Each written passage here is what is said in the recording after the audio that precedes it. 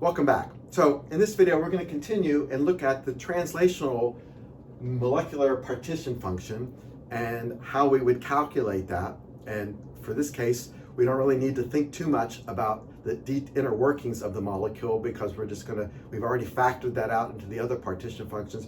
So we're just going to look at this result here, which will apply for monatomic atoms or for molecules.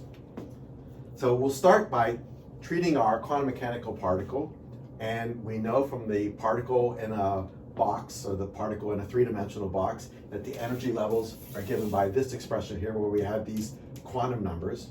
Now, one of the things that's important in our statistical thermodynamic treatment is what is the characteristic temperature for the given motion. So we discussed that in the earlier chapter on statistical thermodynamics, but that's simply the difference between the energy levels, the discretization of the energy levels, divided by Kb defines a temperature. And if our temperature in which we're doing our calculation is much higher than that, then we can treat this problem as if it was in the classical limit and just use the integrals that we were using in the earlier chapter. But first we have to check that. And so we can see for the particle in a three-dimensional box that if we take this expression here and we can look at the energy difference divided by Kb for just two successive levels for the quantum number n. And so we can do that, and you find actually that for the typical numbers that we'll be working with for usable size box, it's going to be about 10 to the minus 8 to 10 to the minus 16 Kelvin, which means that pretty much for all the calculations we're going to do, we're in the classical limit. So we really don't need to be doing a quantum mechanical treatment for the translational contribution to the partition function. So that means that we can just simply go back to the result from an earlier chapter where we just take the density of states for the translational motion in a 3D box times this energy, and we do this integral here, and you end up with this result for the translational partition function, the molecular translational partition function. And what's common is actually to redefine a new quantity here, which is called the thermal de Broglie wavelength, which is given by this expression here. And that makes this expression simplify to this expression here. And this thermal de Broglie wavelength is used to determine whether you're really in the limit where you can apply a classical approach as opposed to a quantum mechanical approach. So in other words, if this value here is much smaller than the volume divided by the number of particles to the 1/3 power, which is the average particle-particle distance, then we can be safe in making the approximation that we did here by using this integral. So we can continue that. We can always check that if we did to make sure, but for most of the gases that we're going to be working with, we're not going to be so dense that we can have to go back to doing the discrete sum.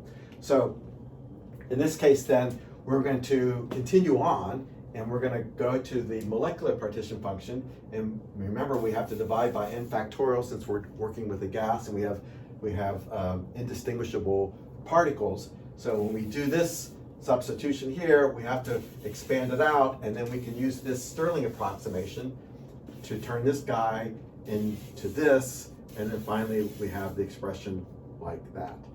And then all we have to do is to calculate the thermodynamic properties. So for example, the Helmholtz energy is this minus kBt times the log of this, which works out in this case to this expression. We can calculate the pressure, which is kBt times the derivative of the log with respect to volume, which gives us this. And you can see this gives us back the ideal gas law, PV equals nRT. And you can see this applies to polyatomic molecules just as well as monatomic atoms. And this is going to work just fine. And it's the only function, by the way, that is the only molecular partition function that depends upon volume. And that's the reason why it'll apply for polyatomic molecules.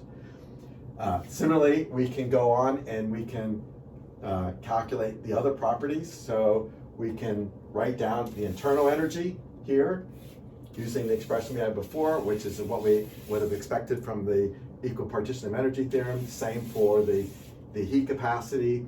And then finally for the entropy, we have this expression that we derived earlier, which we can then go ahead and plug in, and we'll get this expression here. And now we've derived the thermodynamic properties, the partition function and the thermodynamic properties based on the translational contribution. And if I take an example here, let's say I have 1 millimole of water vapor in 1 liter at 400 Kelvin. I want to calculate the translational partition function and its contribution to the entropy. So how do I do that? I first will calculate that thermal de Broglie wavelength, which is here, plugging in all the numbers. I get a value of 20.57. We can go ahead and check to see if that wavelength is small compared to the distance between the molecules. The average distance between the molecules is just going to be the volume divided by the number of particles to the 1/3 power. So that's this, which works out to be 1.184 times 10 to the 4th picometers compared to this 20 picometers. Obviously, we're in that limit, so we can continue with this classical treatment. So going back to our partition function, then we can calculate the value, which is this, and then plugging it into, I'll go back here to this expression for the entropy. Then we plug it all in here and we get the entropy of 0.1793. So there we have a very simple example of calculating the partition function for one type of motion, the translational motion, which turns out to be have characteristic temperatures that are much lower than anything that we're going to be dealing with, so we could treat it entirely in the classical limit. Okay, and that's it for this video. In the next video, we'll look at the rotation contribution.